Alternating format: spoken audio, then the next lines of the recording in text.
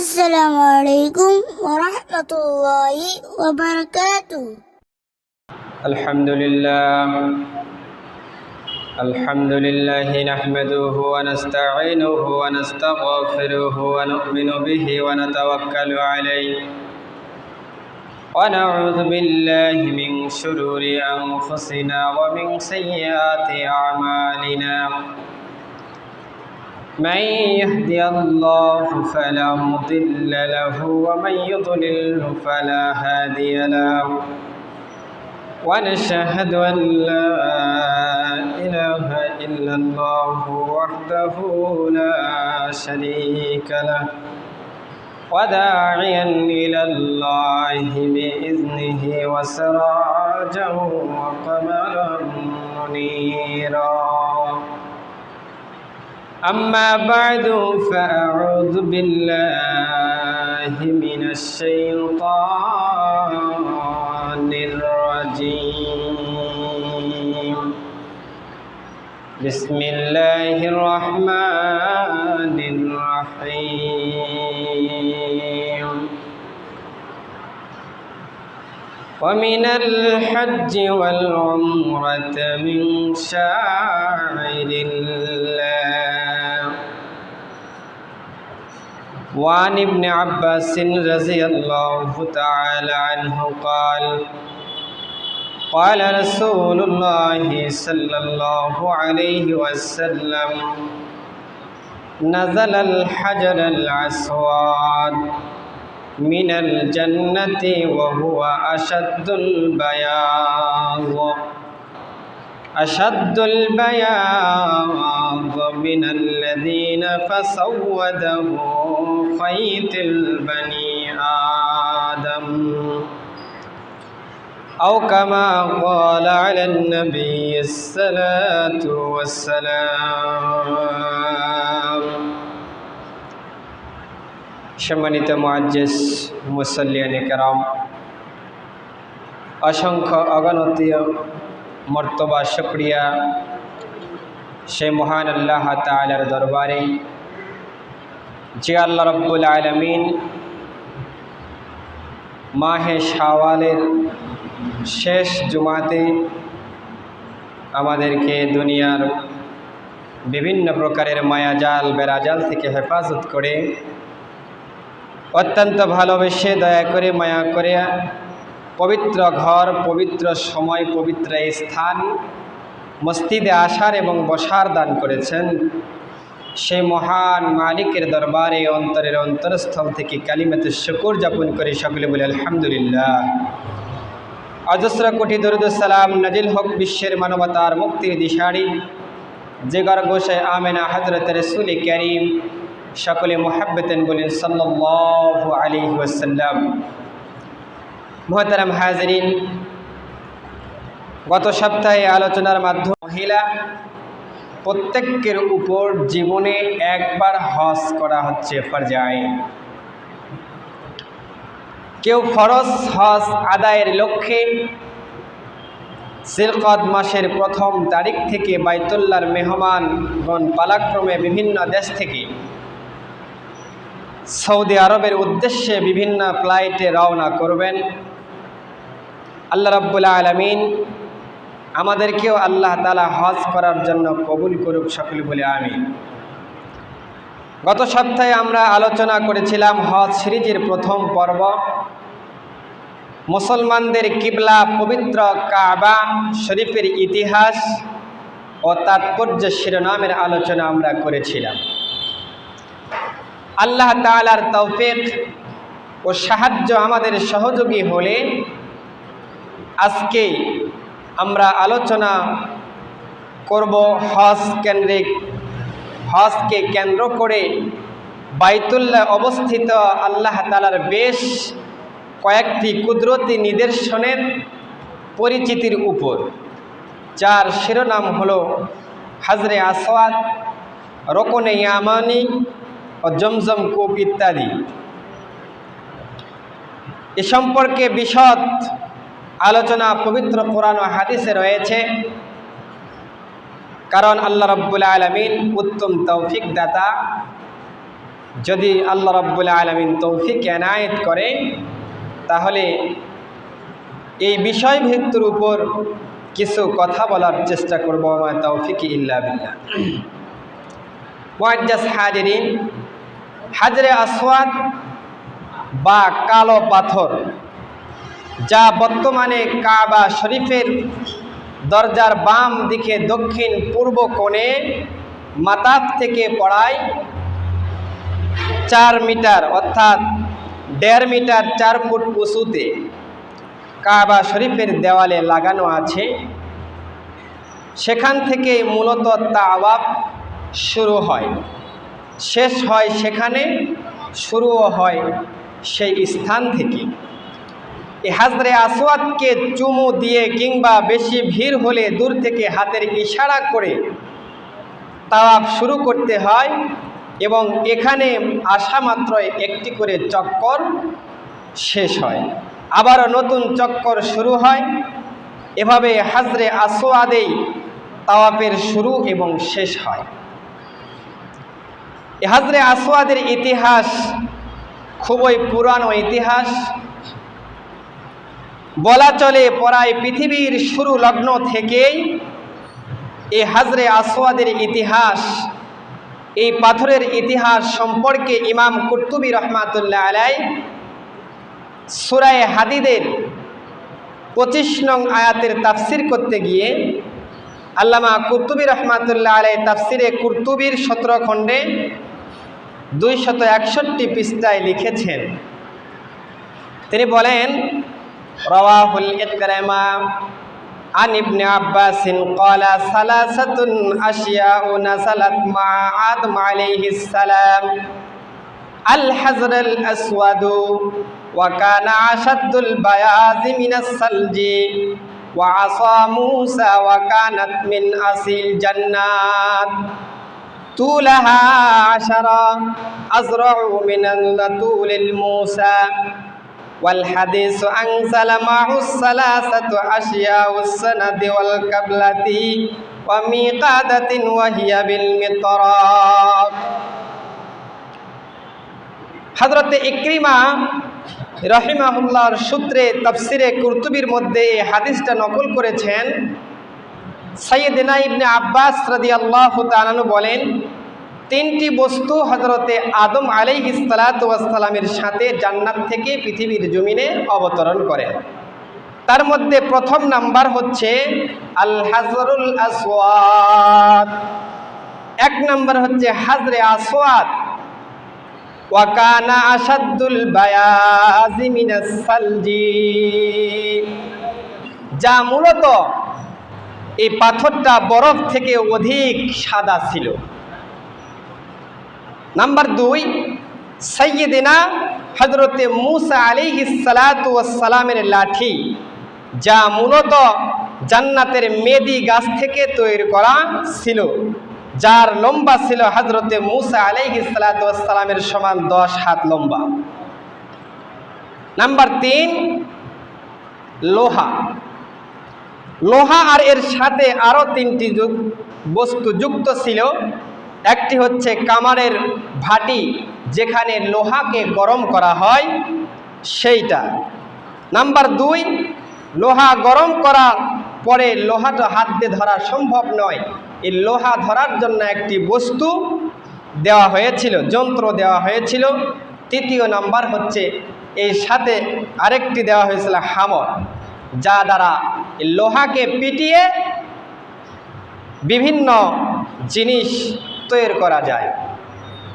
তাফসিরে কুরতুবীর মধ্যে ইমাম কুরতুবী রহমাতুল্লাহ আলাইহি এই কথা লিখেছেন।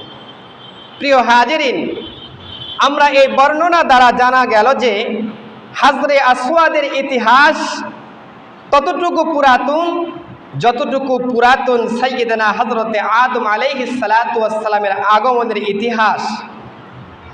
এবার আসুন আমরা নিম্নে থেকে জেনে নেই হাজরে আসওয়াদের, যেটা আমরা শুনতেছি, এই পাথর আমাদের কি লাভ বা এই পাথর দ্বারা মানুষের কি উপকার আসে।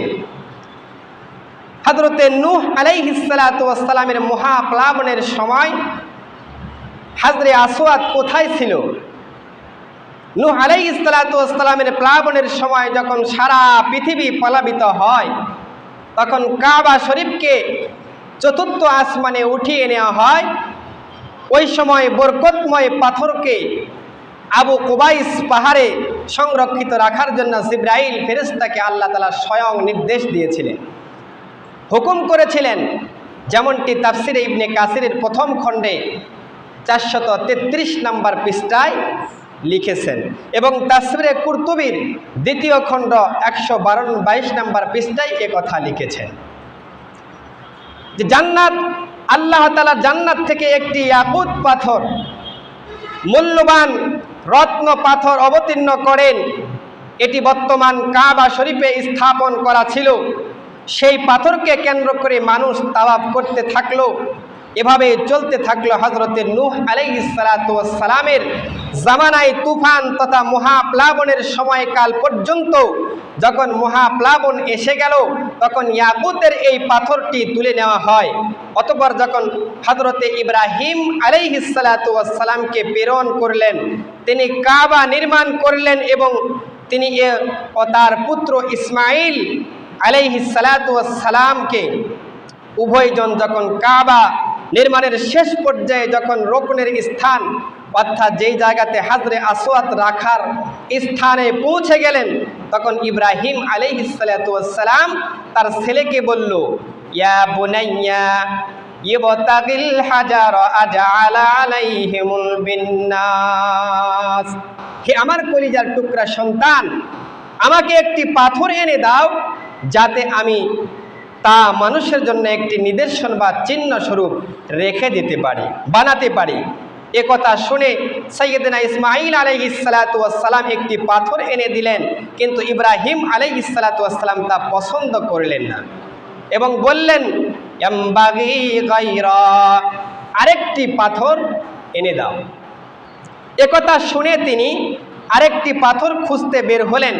এদিকে তিনি ফিরে এসে দেখলেন তার পিতা সাইয়্যিদিনা হযরতে ইব্রাহিম আলাইহিস সালাতু ওয়াস সালাম রোকনের পাথর তারা হাজরে আসওয়াদ কোথা থেকে যেন নিয়ে আসলেন এবং যথাস্থানে স্থাপন করে নিয়েছেন। তখন ইসমাইলকে বললেন, হে আমার পিতা। ইসমাইল তার পিতাকে বলল, হে আমার পিতা, এই পাথরটি কে আপনাকে এনে দিল? তখন তিনি বললেন, তিনি আমাকে এনে দিয়েছেন, যিনি তোমাকে তোমার উপর নির্ভরশীল করেননি। আল্লাহ তাআলা এটি এনে দিয়েছেন। অপর বর্ণনায় এসেছে, সেই পাথর যখন ইব্রাহিম আলাইহিস সালাতু ওয়াস সালাম খুঁজছিলেন, তখন জিবরাইল আলাইহিস সালাতু ওয়াস সালাম তাকে ডাক দিলে বললেন, হে ইব্রাহিম, হে আমার বন্ধু, আমার কাছে আপনার জন্য একটি আমানত সংরক্ষিত আছে, এই নেন এই আমানত। ইব্রাহিম আলাইহিস সালাম সেটা হাতে নিয়ে দেখেন, এটা হচ্ছে জান্নাতের সেই সাদা পাথর যা সাইয়্যিদনা বাবা হযরতে আদম আলাইহিস সালাতু ওয়াস সালামের সঙ্গে পৃথিবীর জমিনে পাঠানো হয়েছিল। মহাপ্লাবনকারী প্লাবনের এই মূল্যবান পাথরকে মহান আল্লাহ রাব্বুল আলামিন হেফাজত করে রেখেছেন এবং সাইয়্যিদনা ইব্রাহিম ওয়া ইসমাইল আলাইহিস সালাতু ওয়াস সালাম এর সময় আবার তা ফিরিয়ে দিয়েছেন। মুহতারাম হাজিরিন, বাবা ইব্রাহিম আলাইহিস সালাতু ওয়াস সালাম যেভাবে কাবাতে হাজরে আসওয়াদ প্রতিস্থাপন করেছিলেন, সেভাবে চলে আসছিল আমাদের নবী হযরতে মুহাম্মদ সাল্লাল্লাহু আলাইহি ওয়াসাল্লামের জামানায়।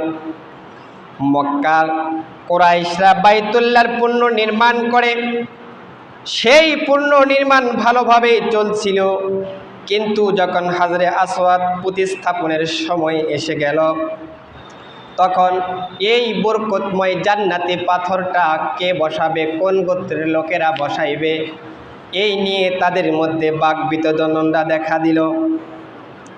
কে প্রতিস্থাপন করবে, এ নিয়ে তুমুল বিতর্ক দেখা দিল। তাফসিরে কুরতুবীর প্রথম খণ্ডে 123 নম্বর পৃষ্ঠায় লিখেন, যখন কুরাইশরা কাবা ঘর নির্মাণ করেছিল এবং তারা রোকনের স্থান তথা যেখানে হাজরে আসওয়াদ রাখা হয় ওই স্থান পর্যন্ত যখন পৌঁছিলেন, তখন তাদের মধ্যে মতভেদ দেখা দিল, কে বা কোন গোত্র এই সম্মানিত পাথরটি হাজরে আসওয়াদ স্থাপন করবে। এই নিয়ে তাদের মধ্যে এমন বিরোধ হলো যে তা প্রায় সংঘর্ষের রূপ নিল, মারামারিতে রূপ নিল, রক্তাক্ততে রূপ নিল।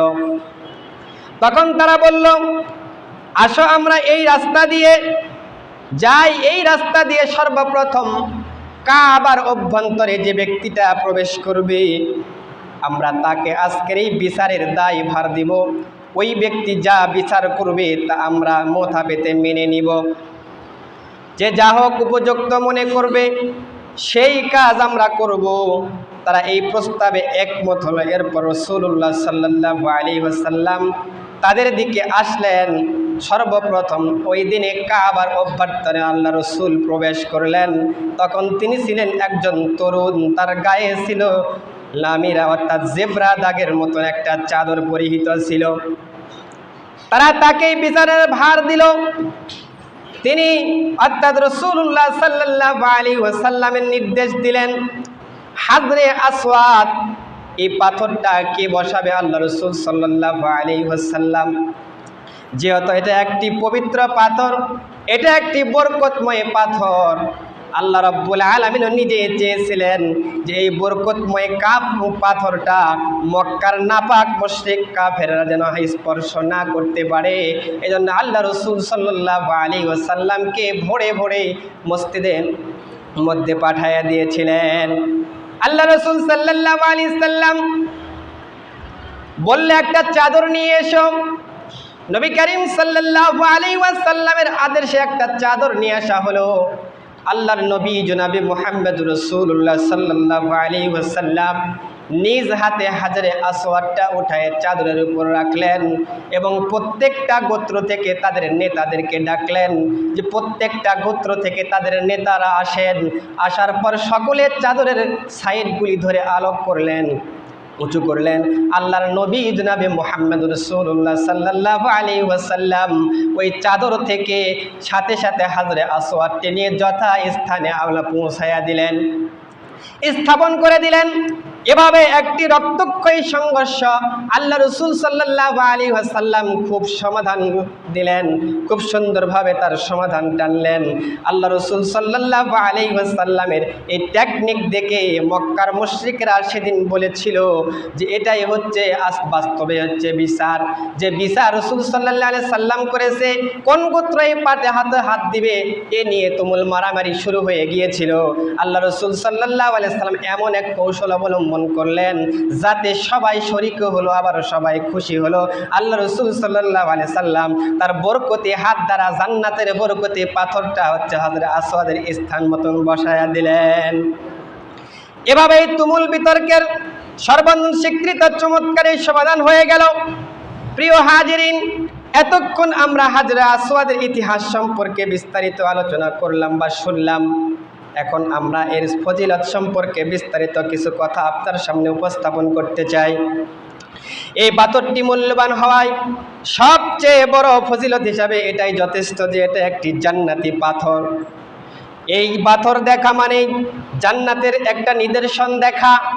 দুনিয়া থেকেই জান্নাতের বস্তু দেখতে পাওয়া এর চেয়ে বড় সৌভাগ্য আর কি হতে পারে। হাদিস শরীফে এই পাথর সম্পর্কে অনেক ফজিলত বর্ণিত হয়েছে। নিম্নে কয়েকটি ফজিলতের কথা আমি আপনাদের সামনে তুলে ধরার চেষ্টা করব। মুহতারাম হাজিরিন, হাজরে আসওয়াদ মানুষের পাপ চুষে নেওয়ার ক্ষমতা রাখে এমন একটা পাথরের নাম হচ্ছে হাজরে আসওয়াদ। এই পাথরটি এমন এক পাথর যাতে মানুষের পাপগুলি চুষে নেওয়ার ক্ষমতা রয়েছে। তিরমিজি শরীফের 877 নম্বর হাদিসের বর্ণনায় এসেছে, হযরত ইবনে আব্বাস রাদিয়াল্লাহু তাআলা আনহু থেকে বর্ণিত আছে। হযরত ইবনে আব্বাস বলেন, রাসূলুল্লাহ সাল্লাল্লাহু আলাইহি ওয়াসাল্লাম বলেছেন, জান্নাত হতে হাজরে আসওয়াদ অবতীর্ণ হয়েছিল দুধ হতে একটা সাদা পাথর। যে পাথরটা এত সাদা ছিল দুধের চেয়েও সাদা ছিল। আরেক হাদিসের মধ্যে বলা হয়েছে সালজন মানে বরফের থেকে অতি সাদা ছিল। এমন একটা পাথর জান্নাত থেকে নিয়ে আসা হয়েছিল, এই সাদা অবস্থায় সেখানে বসানো হয়েছিল। অতঃপর এটিকে আদম সন্তানের গুনাহ এমনভাবে কালো করে দিয়েছে, যার নাম আজকে হাজরে আসওয়াদ মানে কালো পাথর নামে আখ্যায়িত হয়ে গিয়েছে। নাম্বার 2, হাজরে আসওয়াদ হচ্ছে নূরের পাথর। হাজরে আসওয়াদ নূরান্বিত এক পাথর। জামিআ তিরমিজির 887 নম্বর হাদিসের মধ্যে বর্ণিত আছে। হযরত আব্দুল্লাহ ইবনে আমর রাদিয়াল্লাহু তাআলা থেকে বর্ণিত, রাসূলুল্লাহ সাল্লাল্লাহু আলাইহি ওয়াসাল্লামকে আমি বলতে শুনিয়েছি, হাজরে আসওয়াদ মাকামে ইব্রাহিম জান্নাতের ইয়াকুত, অর্থাৎ এই হাতের দুটো ইয়াকুত পাথর, অর্থাৎ আল্লাহ তাআলা এই দুটি আলোক প্রতাপ জান্নাত থেকে প্রেরণ করেছিল। এ দুটি প্রভা যদি এই নিস্তেজ করে দেয় তাহলে পৃথিবীর জমিনটা হচ্ছে অন্ধকার হয়ে যেত।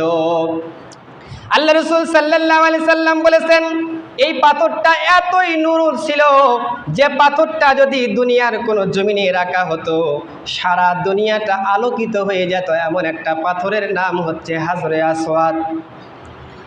তাহলে পূর্বে পশ্চিমের মধ্যে যা কিছু আছে সব আলোকিত হয়ে যেত। 3 নাম্বার ফাজাইল, হাজরে আসওয়াদ স্পর্শ করা, স্বয়ং আল্লাহ তাআলার কুদরতি হাত স্পর্শ করা। দুনিয়াতে কেউ যদি আল্লাহ তাআলার কুদরতি হাত স্পর্শ করতে চায় সে যেন হাজরে আসওয়াদকে স্পর্শ বা চুমু খায়। সুনানে ইবনে মাজার 2957 নম্বর হাদিসের বর্ণনায় এসেছে, হযরতে আবু হুরায়রা রাদিয়াল্লাহু তাআলা আনহু থেকে বর্ণিত, রাসূলুল্লাহ সাল্লাল্লাহু আলাইহি ওয়াসাল্লামকে বলতে শুনছেন। আবু হুরায়রা বলতেছেন, আমি রাসূলকে বলতে শুনিয়েছি, যে কেউ তার সামান্য সামনাসামনি হলো, হাজরে আসওয়াদের সামনাসামনি হলো, সে যেন দয়াময় আল্লাহ তাআলার হাতের সামনাসামনি হলো। নাম্বার 4, যারা হাজরে আসওয়াদে স্পর্শ করবে বা চুমু খাবে তাদের জন্য কিয়ামতের দিন এই পাথরটি সুপারিশ করবে। আল মুজামুল ওয়াসিত লিত-তাবরানী শরীফের 2971 নম্বর হাদিসের মধ্যে এসেছে। হযরতে আয়েশা সিদ্দিকা রাদিয়াল্লাহু তাআলা আনহা থেকে বর্ণিত, রাসূলুল্লাহ সাল্লাল্লাহু আলাইহি সাল্লাম বলেছেন, তোমরা এই পাথরকে সাক্ষী রাখো, কেননা কিয়ামতের দিন এটা সুপারিশ করবে এবং তার সুপারিশ গ্রহণ করা হবে। সেদিন এই পাথরের জিহ্বা এবং ঠোঁট থাকবে, যারা তাকে চুম্বু খেয়েছে তাদের জন্য এই পাথর আল্লাহর দরবারে সুপারিশ করবে। একই কিতাবের অপর বর্ণনায় এসেছে, হযরতে আব্দুল্লাহ ইবনে আমর রাদিয়াল্লাহু তাআলা থেকে বর্ণিত, তিনি বলেন, রাসূলুল্লাহ সাল্লাল্লাহু আলাইহি ওয়াসাল্লাম বলেছেন, কিয়ামতের দিন হাজরে আসওয়াদ জাবালে আবু কুবাইস থেকে বড় আকৃতির ধারণ করবে। সেদিন এই পাথরের জিহ্বা থাকবে, সেদিন এই পাথরের ঠোঁট থাকবে। যারাই তাকে চুম্বন খেয়েছে, যারাই তাকে চুমু খেয়েছে, যারা তাকে হাত দ্বারা স্পর্শ করেছে তাদের জন্য আল্লাহ রাব্বুল আলামিনের দরবারে তারা সুপারিশ করবে। এটি হচ্ছে আল্লাহ তাআলার ডান হাত, যার দ্বারা তিনি তার বান্দাদের সাথে মুসাফাহাত মিলান করেন। আল্লাহ তাআলার হাত দ্বারা এখানে উদ্দেশ্য হচ্ছে আল্লাহ তাআলার রহমত উদ্দেশ্য। মুহতারাম হাজিরিন, উপরের আলোচনা দ্বারা আমাদের কাছে স্পষ্ট হয়ে গেল এর ফজিলত কত বেশি। তাই আমাদের কাছে বাইতুল্লাহ জিয়ারতের সুযোগ হলে যথাসম্ভব গুরুত্বের সাথে এই পাথরকে আমরা চুমু খাওয়ার চেষ্টা করব। চুমু খাওয়া উচিত। যদি ভিড় বা না থাকে তাহলে অবশ্যই তো আমরা সেখানে গিয়ে চুমু খাওয়ার চেষ্টা করব, তাহলে না হলে কাছে গিয়ে চুমু খাবো। আর যদি ভিড় হয় তাহলে দূর থেকে ইশারা করে তাকানে চোয়াবো, তাকে আল্লাহ রাব্বুল আলামিন সওয়াব থেকে মাহরুম করবে না। নাম্বার 2 এর আলোচনা হচ্ছে রুকনে ইয়ামান। কাবা শরীফ বর্তমান অবস্থায় অনুযায়ী 4টি কোণ রয়েছে। একটি কোণকে একত্রে নামে ডাকা হয়। 1 নাম্বার কোণ হচ্ছে রুকনুল হাজারিল আসওয়াদ তথা হাজারে আসওয়াদের কোণ, যেখান থেকে তাওয়াফকে শুরু করা হয়, যেখান থেকে এসে তাওয়াফ শেষ হয়। 2 নাম্বার রুকনে শিমালি, যেটা কাবা থেকে তথা দক্ষিণ দিকে অবস্থিত, উত্তর কোণের দিকে অবস্থিত। নাম্বার 3 আল রুকনুল গরবি তথা পশ্চিম কোণ। কাবার একটা কোণ আছে যেটাকে পশ্চিম কোণ বলা হয়। নাম্বার 4 রুকনে ইয়ামনি তথা ইয়ামনের দিকে সোজা রাস্তা দিকে ইয়ামন, এই জন্য এই রুকনটাকে রুকনে ইয়ামনি বলা হয়। রুকনে ইয়ামনির অবস্থা হলো তাওয়াফের সময় হাজরে আসওয়াদ যে কোণে অবস্থিত তার আগের কোণ, আর এটিকে রুকনে ইয়ামনি বলার কারণ হলো এই রোকনটি সোজা ইয়ামন দেশের দিকে বরাবর অবস্থিত, এজন্য একে বলে রুকনে ইয়ামনি। রুকনে ইয়ামনি খুবই গুরুত্বপূর্ণ একটি রোকন তথা কোণ। তাওয়াফকারীদের রুকনে ইয়ামনি এবং হাজরে আসওয়াদের রোকনের মাঝখানে স্থানে দোয়া করলে আল্লাহ রাব্বুল আলামিন দোয়া কবুল করেন। তাই এই স্থানে পাঠ করার জন্য কোরআন ও হাদিসের অনেক দোয়া রয়েছে। আল্লাহর নবী জনাবে মুহাম্মদুর রাসূলুল্লাহ সাল্লাল্লাহু আলাইহি ওয়াসাল্লাম ওর একটি হাদিস আছে, হাদিসটি আবু দাউদ শরীফের 1892 নম্বর হাদিসের বর্ণনা এসেছে। আল্লাহ রসুল সাল্লাল্লাহু আলাইহি ওয়াসাল্লাম যখন রুকনে ইয়ামনি এবং হাজরে আসওয়াদের এই কোণের মাঝখানে এসে যায় তখন এই দোয়া পড়তেন, রব্বানা আতিনা ফিদ দুনিয়া হাসানাতাও ওয়া ফিল আখিরাতি হাসানা ওয়া কিনা আযাবান নার।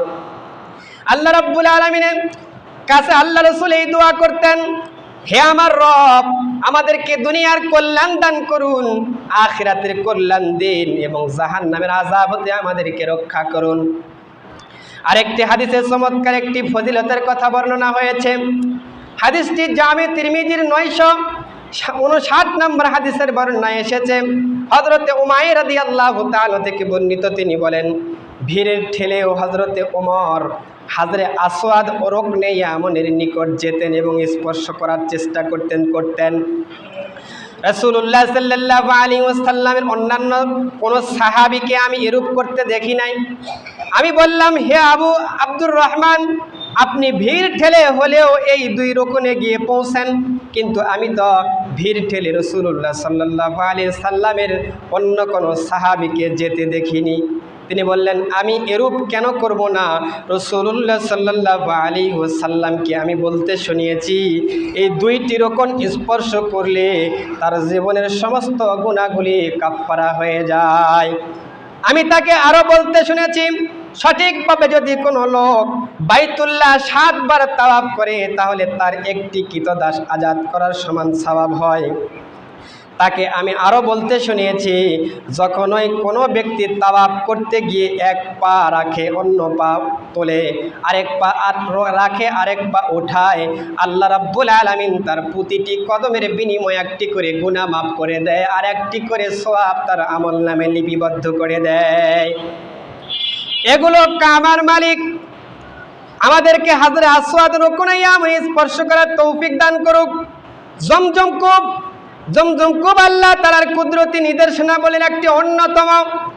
এটি একটি কুদরত, হাজার হাজার বছর যাবত সারা বিশ্বের কোটি কোটি মানুষ এই পানি পান করেছে। প্রতি সেকেন্ডে কুয়া থেকে 19 থেকে 100 লিটার পর্যন্ত পানি তোলা হয়, উত্তোলন করা হয়। 24 ঘন্টায় যার পরিমাণ দাঁড়ায় 16,41,600 লিটার পানি। অথচ তা বিন্দু মাত্র আজ পর্যন্ত 1 কিঞ্চিত পরিমাণ পানি কমে নাই।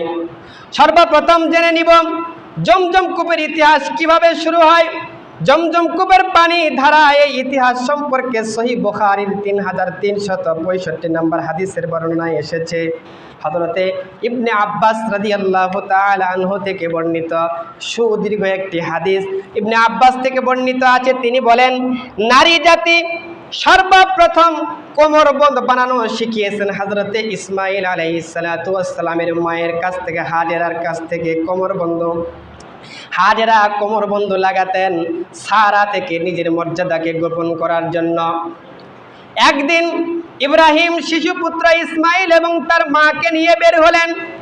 তাদের সঙ্গে একটি থলে ছিল যাতে পানি ছিল।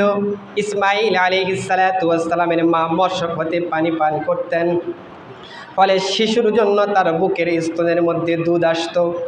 অবশেষে ইব্রাহিম আলাইহিস সালাতু ওয়াস সালাম মক্কায় পৌঁছে হাজেরাকে একটা বিরাট গাছের নিচে থাকার ব্যবস্থা করে দিলেন।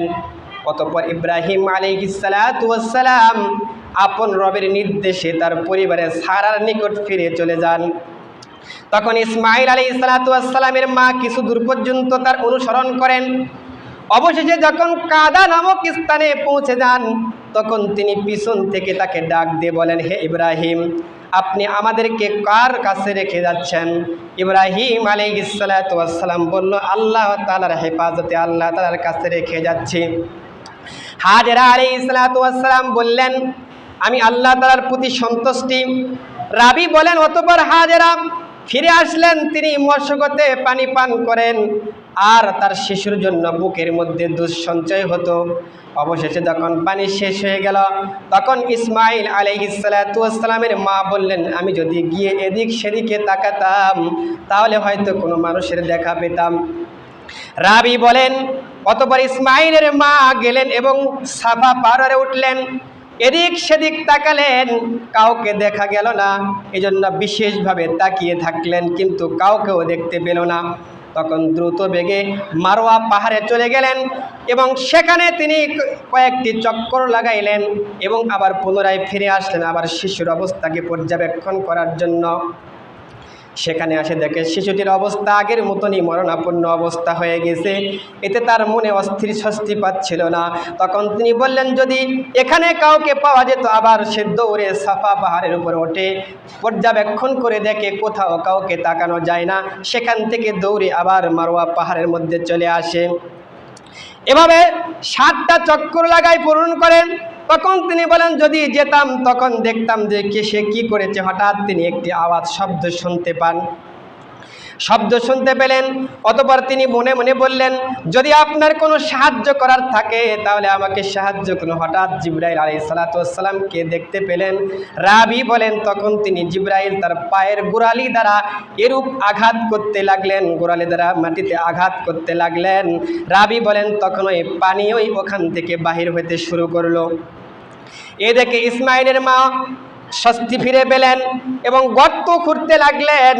রাবী বলেন, একসঙ্গে আবুল কাসিম রাহিমাহুল্লাহু তাআলা অর্থাৎ রাসূলুল্লাহ সাল্লাল্লাহু আলাইহি সাল্লাম বলেন, হাজেরা আলাইহিস সালাতু ওয়াস সালাম যদি একে তার অবস্থানের উপর ছেড়ে দিত তাহলে পানিতে বিস্তৃত, সারা মক্কা পানিতে বিস্তৃত হয়ে যেত। রাবী বলেন, তখন হাজেরা পানি পান করতে লাগলেন এবং সন্তানের জন্য তার বুকের মধ্যে দুঃসঞ্চয় হতে লাগলো। রাবী বলেন, অতঃপর জুমহুর গোত্রের একদল লোক উপত্যকার নিজ ভূমি দিয়ে অতিক্রম করতেন। তাদেরও পানির সংকট পড়ে গিয়েছিল। হঠাৎ তারা দেখলো কিছু পাখি উঠতেছে। তারা যেন তা বিশ্বাসই করতে পারছিল না। এখানে আবার মানুষ কোথা থেকে আসবে, পানি কোথা থেকে আসবে। তারপরেও তাদের বিশ্বাস, পাখি যেহেতু উড়াউড়ি করতেছে, ঘোরাঘুরি করতে, অবশ্যই পানি ছাড়া পাখিরা কোনোদিন থাকতে পারে না। হয়তো প্রাণী সেখানে প্রস্তুত আছে। তাদের গোত্র থেকে, তাদের দল থেকে একজন ব্যক্তিকে পর্যবেক্ষণ করার জন্য দিয়ে পাঠাইলেন। সেখানে গিয়ে দেখে, পর্যায়ক্রম করে গিয়ে দেখে সেখানে সুন্দর পানির ব্যবস্থা আছে। কাফেলার কাছে ফেরত আসে, তারা বললেন সেখানে পানির ব্যবস্থা আছে, সুন্দর পানির ব্যবস্থা আছে। কাফেলাগুন সেখানে গিয়ে হযরতে হাজেরা আলাইহিস সালাতু ওয়াস সালামের কাছে অনুমতি চাইলেন, তোমরা আমাদের সাথে থাকার জন্য অথবা এই উপত্যকায় বসবাস করার জন্য হাজরার থেকে অনুমতি চাইলেন। তাদেরকে বসবাসের অনুমতি দেওয়া হলো এবং এভাবে অনেক দিন কেটে গেল। অতঃপর তারা ছেলের প্রাপ্তবয়স্ক হলো। তখন তিনি ইসমাঈল আলাইহিস সালাতু ওয়াস সালাম জুমহুর গোত্রের একটি মেয়েকে বিবাহ করে নেন। মোহতারাম হাজিরিন, এভাবেই সূচনা হয় বিশাল জমজম কূপের, যার পানি এখন বিশ্ববাসী তারা পান করতে পারে, পান করে যাচ্ছে, কিন্তু বিন্দু মাত্র এক ফোঁটাও পানি কখনো সেখান থেকে কমে না। মোহতারাম হাজিরিন, জমজমের বিশালতার পরিমাণ কি? এর বিশালতা কল্পনীয়তা। বুখারী শরীফের 3362 নম্বর হাদিসের বর্ণনায় এসেছে, হযরত ইবনে আব্বাস রাদিয়াল্লাহু তাআলা থেকে বর্ণিত, রাসূলুল্লাহ সাল্লাল্লাহু আলাইহি ওয়াসাল্লাম বলেন, ইসমাঈলের মায়ের প্রতি আল্লাহ রহম করুক, তিনি তাড়াহুড়া না করতেন, তবে জমজম পানি প্রবাহমান ঝর্ণায় পরিণত হতো। অর্থাৎ জমজমের বিশালতা কত বেশি, হযরতে নবী পাক সাল্লাল্লাহু আলাইহি ওয়াসাল্লাম এই হাদিসের মাধ্যমে কিছুটা অনুমান করা যায় বর্তমান সময়ের পানি প্রবাহমান ঝর্ণা থেকে কোনো কমতি নয়। প্রতি সেকেন্ডেই কুয়া থেকে বর্তমান যে অত্যাধুনিক মেশিন ব্যবহার করা হয়েছে, যা প্রতি সেকেন্ডে 100 লিটার পানি উত্তোলন করা হয়, 1 মিনিটে যার পরিমাণ হচ্ছে 6,000 লিটার। 24 ঘন্টায় যার পরিমাণ হয় 8,000,000,6,40,000 লিটার, অথচ বা বিন্দু মাত্র পানিও কমে না। জমজমের পানি এর কুদরতি পানি, যা কেবল পানিও নয় বরং খাদ্যের ঘাটতি পর্যন্ত পূরণ করে দেয়। নিচের চমৎকার একটি ঘটনার মাধ্যমে আপনারা বুঝতে পারবেন। ঘটনাটি মুসলিম শরীফের 6,253 নম্বর হাদিসের বর্ণনায় এসেছে। হাদিসটা অনেক দীর্ঘ, এখানে শুধু ঘটনাটি বলার উদ্দেশ্য।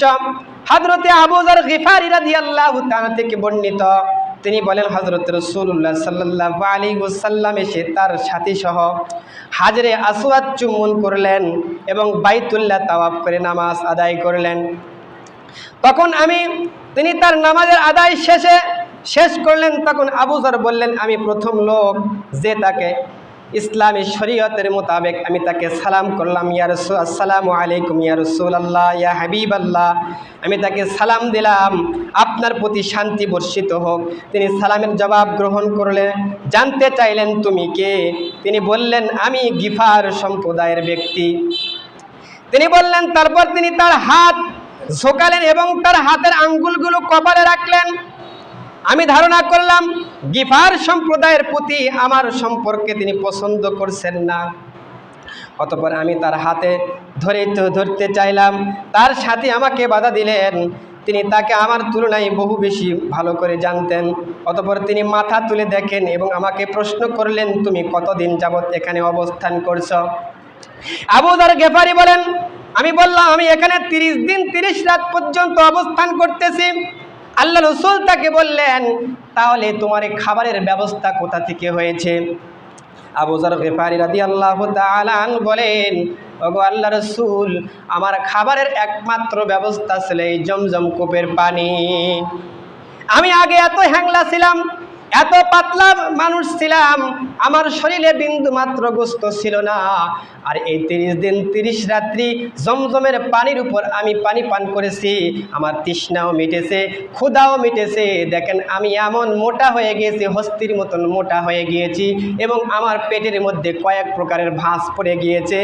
এখান থেকে প্রমাণ করা যায় যে এই জমজমের পানি শুধু খালি তৃষ্ণাই নিবারণ করে না, মানুষের শরীরের খাদ্যের পর্যন্ত যোগান দিয়ে থাকে।